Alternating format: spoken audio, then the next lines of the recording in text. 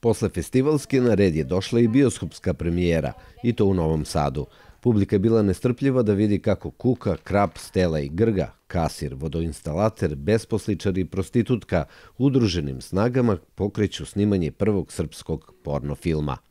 Kada se skupe, vide da snimanje filma uopšte nije lako i da umesto fizičkog striptiza doživljavaju emotivni striptiz i na kraju shvate da je život porno priča.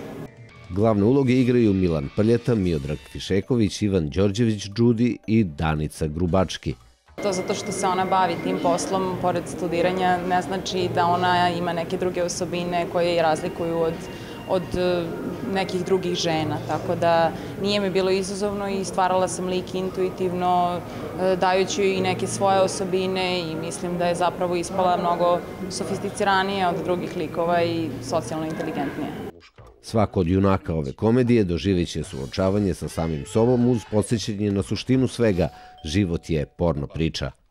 Bilo je naporno, bilo baš zanimljivo. Dosta smo improvizovali i baš smo bili dobra ekipa. Mislim, funkcionali smo savršeno, stvarno. Da li je život porno priča? Pa kako kome? Mislim, njemu sigurno jeste. Pa dobro, nije ni tvoj. Nije ni moj za bacanje. To je jedna klasična zdrava komedija koja je na repertoaru srpskih bioskopa i odnosno srpske kinematografije nije bilo jedno duže vreme.